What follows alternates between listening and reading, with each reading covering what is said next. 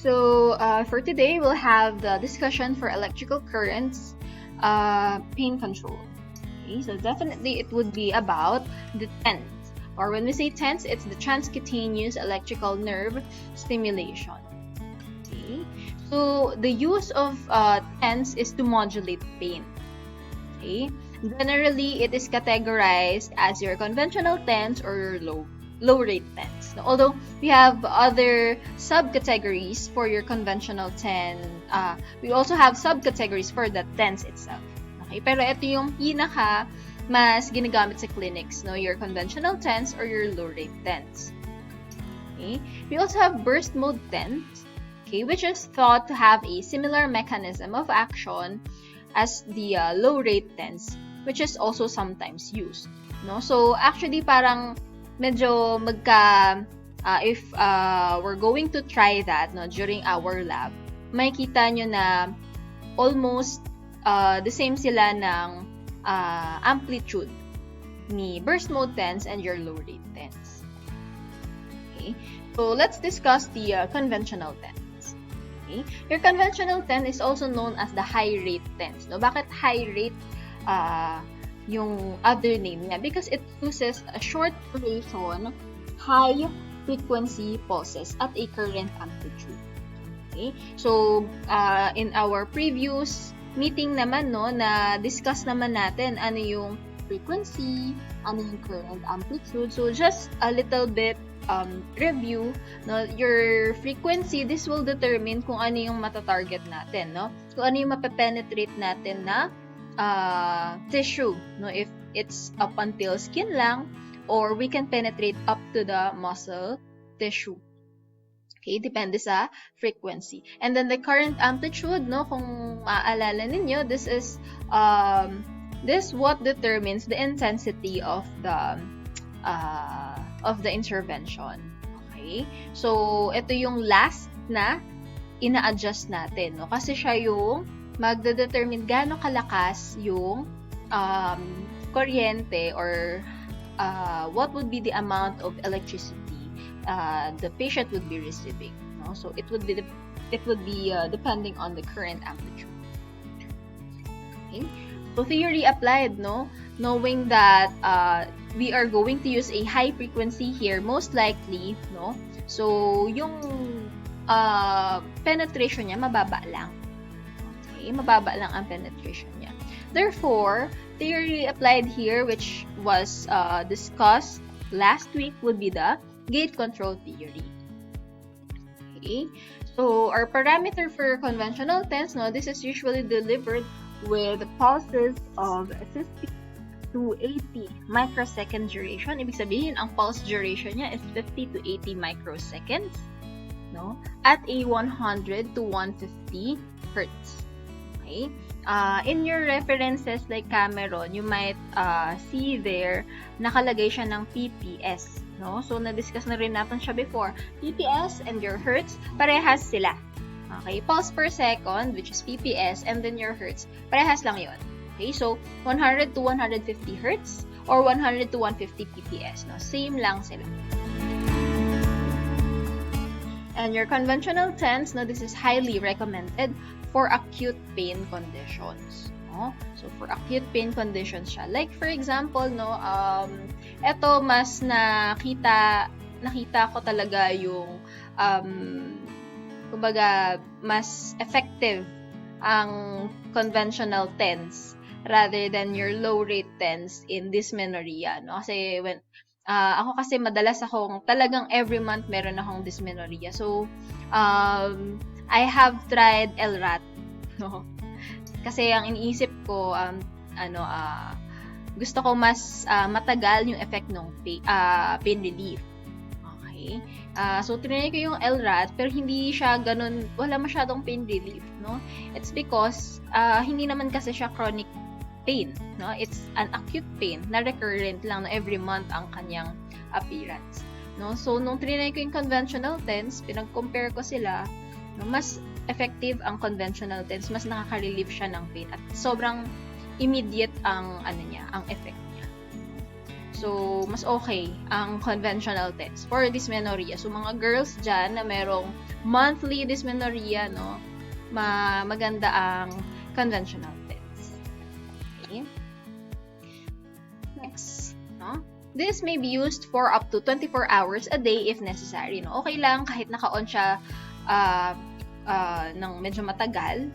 Okay, wala tayong problema dyan, no? As long as masakit or prefer ng patient na magstay doon, like for example kayo, no, na nasa bahay, tas for example meron ngang dysmenorrhea, no, so medyo tumatagal ang dysmenorrhea, sige, naka-on lang, okay lang, no? However, no, yan, stimulus used for conventional TENS is generally modulated to limit the adaptation, no? So kahit 24 hours a day siyang naka-on, meron tayong tinatawag na adaptation. Your adaptation is a decrease in the frequency of action potentials and a decrease in the subjective sensation of stimulation when electrical stimulation is applied without variation in the applied stimulus. No?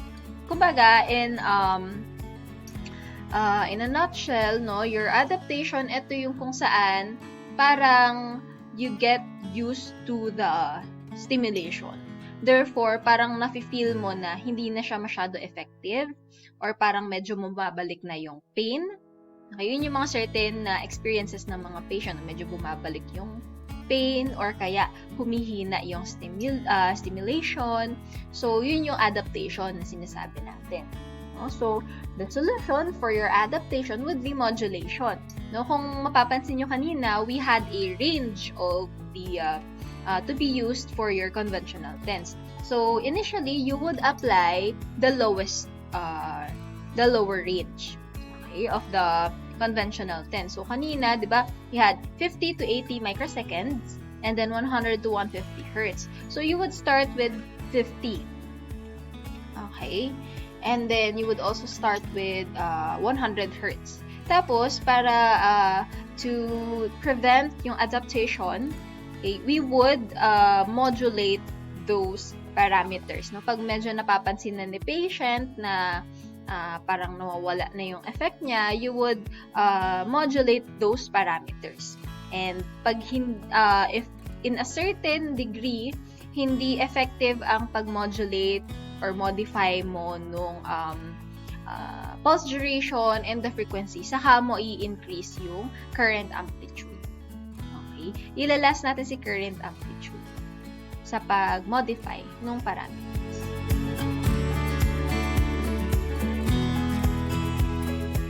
However, no, reiterate ko lang and i-clear out ko lang, no, na yung modulation, okay, it does not increase the analgesic effects of the stimulation. No? It does not increase the effects, but we only address the adaptation itself. So, ibig sabihin yan, yung 80 pulse duration, 80 microseconds pulse duration, and your 150 Hz as the upper range, no, kahit sila agad yung i-introduce mo dun sa patient, it would result to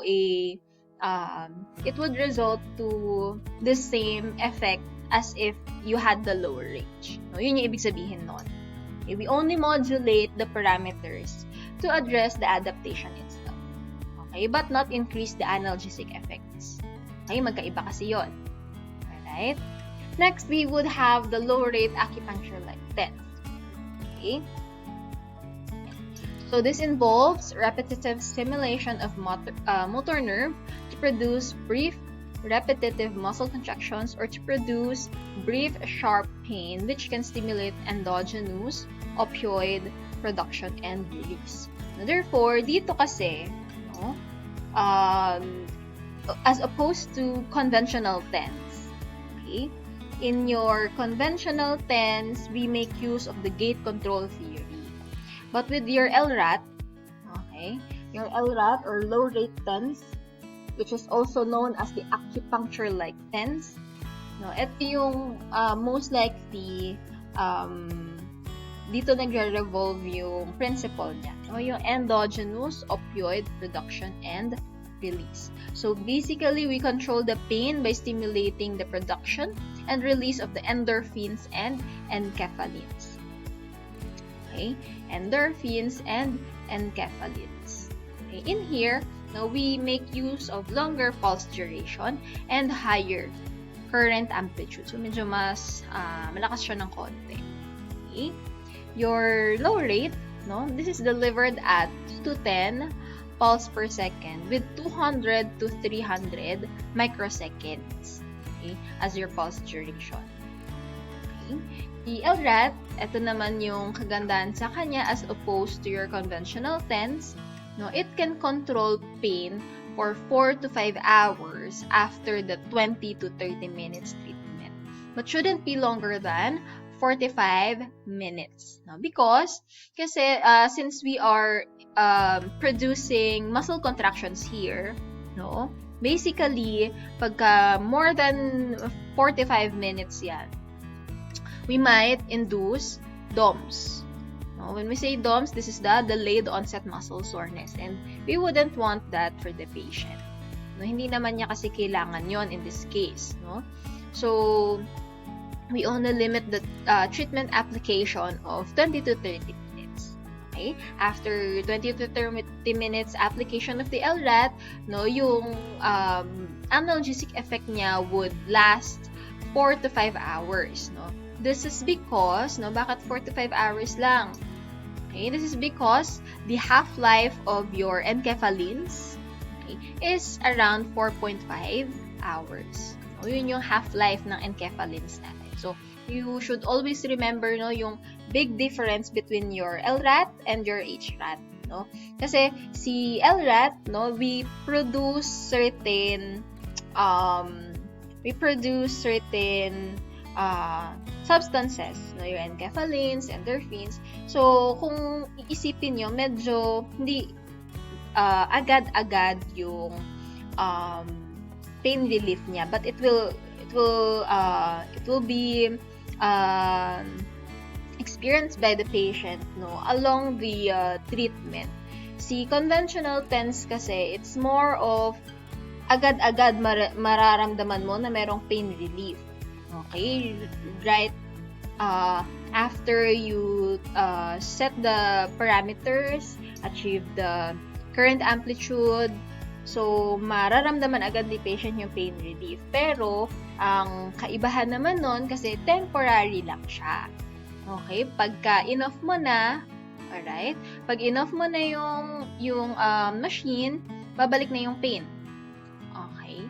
Pero like case-to-case basis siya kasi in acute pain such as dysmenorrhea, no, which is saglitan lang talaga yon, no, minsan pagka enough mo na yung machine, syempre wala na din talaga yung pain kasi saglit lang naman talaga ang dysmenorrhea. Pero like for example, there's a certain injury, no, pagka enough nyo na yung machine, pabalik na pa konti-konti yung pain. Okay? Hindi naman agad-agad na pain agad siya, no, pero gradually the pain would appear. Okay?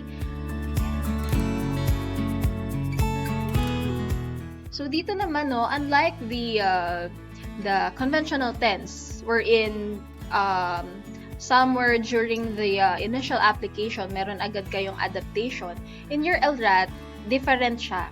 The adaptation occurs at 4th to 5th day of stimulation. So if every day nyo siyang ina-apply yung LRAT, no, around 4th to 5th day of stimulation, meron siya. Okay? Ayan. So, TENS-induced analgesia solution. Actually, yan na din yung kaninang sinabi kong DOMS, no? So, next tayo. Your LRAT, no? This is more recommended for chronic pain conditions. Okay? More recommended for chronic pain conditions. So, isa din yun. So, difference nila with the conventional. Go to the burst mode TENS. Okay. So, from the name itself, no, burst mode. So, stimulation is delivered in bursts, as seen in the picture, no? So, ito yung burst duration. And then, we have interburst interval. Kumbaga, ito yung pinaka-off time natin. Okay, same mechanism with LRAT, but maybe more effective because more current is being delivered.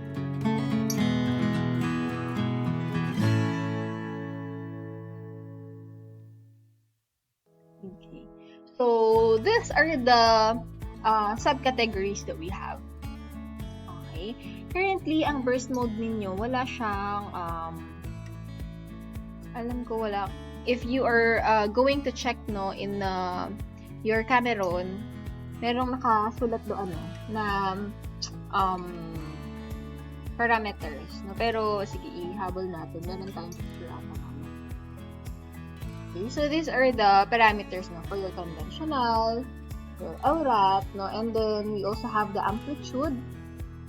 Okay, this is more of ano yung dapat na response or sensation na mararamdaman ng patient. And then, indication, saan sila ginagamit? So, we have mentioned or discussed the conventional and LRAT already, and the burst mode as well. We'll just discuss briefly the brief intense and the hyperstimulation. Your brief intense, no, these are the parameters. No, 25 to 50, or pwedeng 150 siya mag-start no, according to Gersh. Okay, and then pulse duration 200 to 250 microseconds. Okay? Dito naman, para siyang LRAT din, pero mas, kumbaga, mas pino yung contraction. So, it's more of muscle fasciculation. Okay, ito kasi medyo buo, medyo mas buo yung muscles that contract, no? Mas, ano sila, kumbaga, mas malaki yung movement, no? Once na nag-lab tayo, mas madi-differentiate nyo siya. In your muscle fasciculation, no, medyo mas pino yung mga nagko-contract na fibers. Indication. Brief, profound analgesia during uncomfortable procedures, no? Kapag meron kang uncomfortable procedures na gagawin, no? So, kumbaga ito, we have an increased analgesic effect, okay? Pero hindi siya po pwede kasi ng matagalan. So, like for example, you're going to do certain manual techniques, no, manipulation techniques na medyo syempre uncomfortable for the patient, or kaya naman yung mga joint mobilizations. Okay? Yung mga yon, if ever uncomfortable si patient, you could use brief intense steps, okay, while doing the procedure. Next, we have hyperstimulation. Ito naman yung mga frequencies niya. And then pulse duration 150 to 300 microseconds. This one, no, long-lasting pain control, and mas applicable siya for your trigger points. So if you're having MPS at the upper back, okay, yan. So medyo mas maganda gamitin sa hyperstimulation. Okay, so medyo mas malalim yung penetration niya. So, parang katulad lang din siya almost, no? Katulad lang din siya ni LRAT. So, kung mapapansin nyo, ang pinaka-category talaga natin with the TENS, no, is your conventional or your LRAT. Okay, it's either dun ka sa, most likely dun ka sa superficial, magta-target, or dun ka sa deeper, magta-target.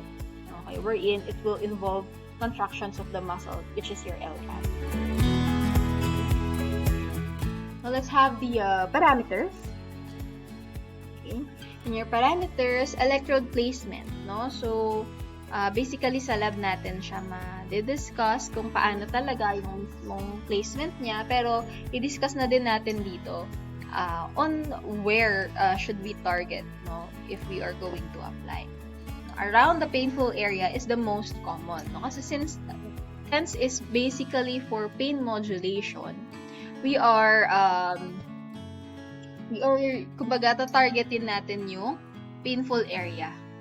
Okay? So, for example, no, if masakit yung sa forearm ko, okay, kunwari itong area na to yung painful, no, since ang electrode, it will always compose of a pair. Na ibig sabihin, we would always have 2 electrodes to place. So, itong painful area na to, papaligiran nyo lang siya. Okay? So, one at the superior, and then one at the inferior. Okay? Or one at the proximal and one at the distal part. Okay? Para lang mapaligiran niyo yung painful area.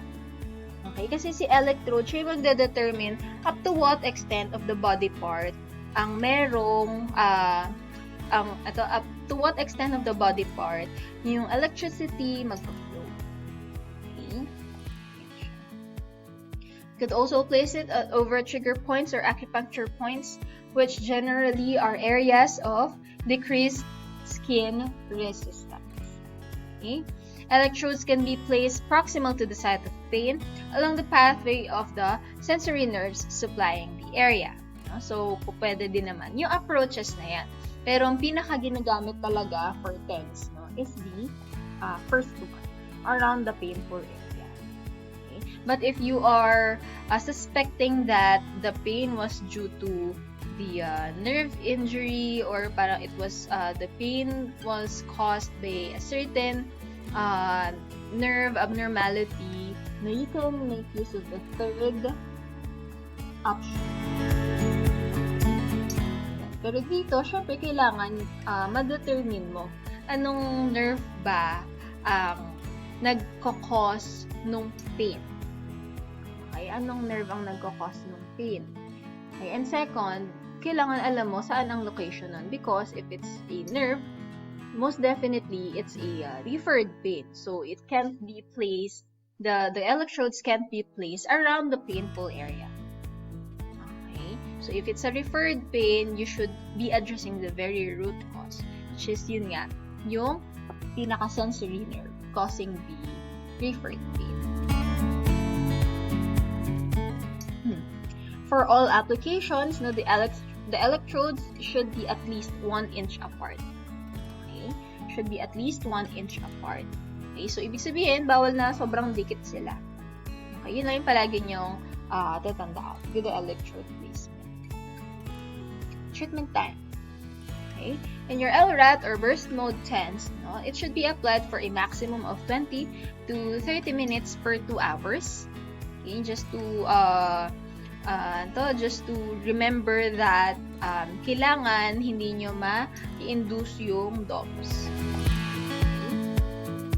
It should not be used for longer periods, no? So same explanation. Ayan, no? So ito na yung iniintay natin kanina pa, yung burst mode. Okay? So ito yung mga parameters niya. So, kung mapapansin ninyo, hindi masyado nakaspecify yung pulse frequency, okay, of the burst mode. No, kasi in your device, no, if kompleto yung nabili nyo na, kumbaga dun sa device niyo kompleto yung modes, meron tayong tinatawag na burst mode. No? So, letter B siya. Okay, doon sa mga letters above or below the screen of your machines. So, sa lab, aralin natin. Okay? And then, pulse duration would generally be around 100 to 300 microseconds.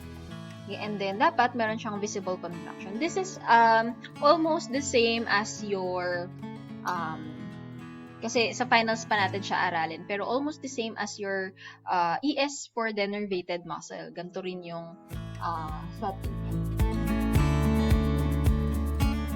Now, let's go to the contraindications. No? So, for the contraindications, no, demand pacemaker or unstable arrhythmia, ay contraindicated sila. Especially if, malapit kayo dun sa trunk area, upper trunk area.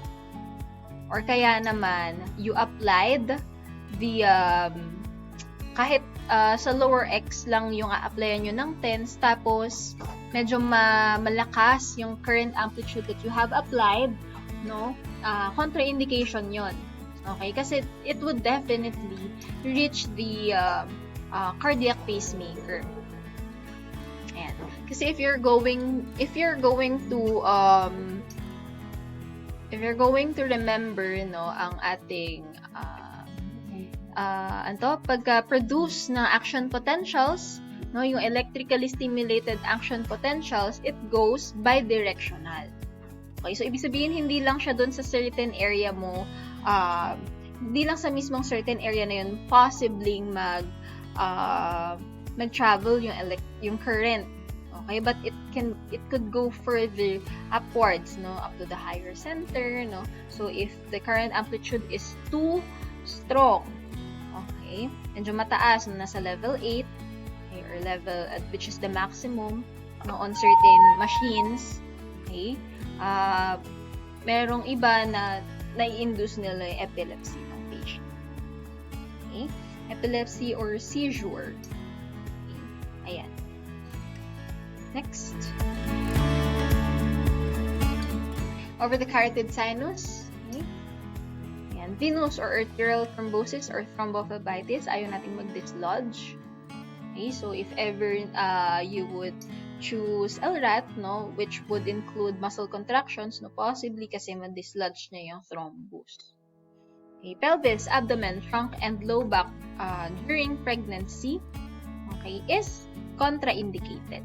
Okay, during pregnancy, ibig sabihin, di ba siya manganganak? This is not yet under labor, no? So, hindi pa siya po pwedeng applyan ng TENS. Okay? Pero pag during labor na, yun, pwede na siya. Okay? So, in the lab, no, doon namin ituturo, no, pagka during labor, paano yung magiging application. Okay, nung TENS. Precautions, cardiac disease, impaired mentation or sensation. So, more of yung sa mentation kasi, syempre, unreliable yung patient. Hindi mo alam kung talaga bang nasasaktan siya or nasasaktan na dapat siya pero wala siyang reaction. Okay? Or kaya naman sa impaired sensation, no? Kumbaga, in your impaired sensation, you are applying TENS kasi nga may pain na nararamdaman si patient. No? Pero dito, no, impaired sensation would mean na as if wala siyang nararamdaman. Definitely, not even the pain. Okay, so precaution lang din dito. Malignant tumor, skin irritation or open wounds, no? Kasi pwede baka magkaroon ng infection on the area, no? Pagka open wound or makontaminate yung mismong device, no? The electrode itself. Now, for your documentation, no, para alam natin paano mag-document ng TENS. Okay? So, almost same with the dun sa mga previous modalities, no? Ito yung mga inclusions, no? Area of the body to be treated, patient positioning, specific stimulation parameters, no? So, yun yung mga pulse frequency, pulse duration, okay? Electrode placement, no? So, usually yung area of the body to be treated. Okay, pag binanggit na to, usually alam na kung saan ilalagay yung electrode. Pero if it's like a big area na like for example, the back. Okay, so medyo kailangan siya specify na low back ba yan, upper back ba yan, or mid back. Okay. Treatment duration, gano'ng katagal? 20 minutes, 30 minutes, or longer. Okay. And then, patient response to treatment. So, naka-red ulit siya. So, definitely, this would be placed in under the assessment area of your documentation. The previous ones, no, yung mga nauna, it would be under the plan aspect. Okay. So, these are one of the examples. Okay. So, conventional TENS. No, kailangan i-describe nyo kung anong klaseng TENS. Hindi po pwedeng TENS lang. Okay, kasi meron tayong different, kahit na ilalagay nyo pa yung parameters, kailangan sabihin, i-include nyo pa din kung anong klaseng TENS yung gagamitin, no? Para lang ma-make sure na yung PT na i-endorsean nyo nung treatment, okay, or other colleagues na titignan yung chart ng patient, maintindihan nila na what kind of amplitude yung aasahan upon application of the TENS. Okay, conventional TENS, no, on both upper trapezius, okay, times. Okay, kasi ito yung ginagamit na parameters, 80 microseconds, times 150 Hz, times 20 minutes. Ganon. Okay. Ayan, dito, hindi na masyado kumbaga dito, area to be treated na yung mismong direktang mention, no? automatically, yung electrode placement mo is dalawang pair. No? Isang pair sa left upper trapezius, and then yung isang pair sa right upper trapezius. Ganun po. Okay. Low rate TENS on both sides of lumbosacral area. Ayan. So, kung mapapansin nyo, no? Ganun pa din. Parameters, duration, okay, yung area to be treated.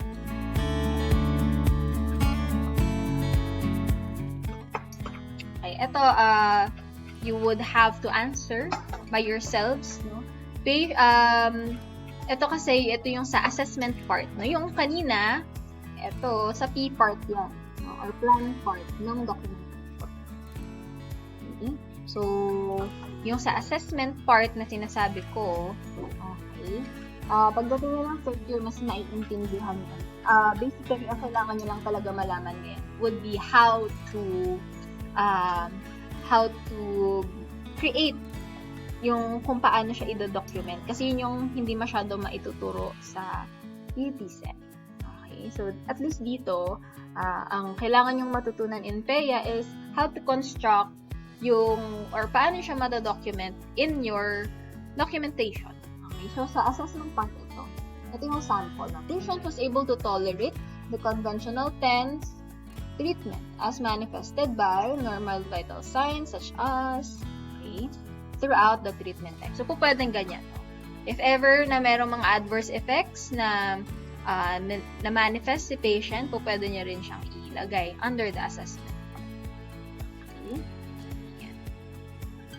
So, that would be the end of the TENS. So, medyo maikli lang talaga siya kasi very basic lang yung ating TENS. Okay? So, I think you would have plenty of time to review for your post-quiz. Okay? So, you'll have your post-quiz at the last 30 minutes of the session. Thank you.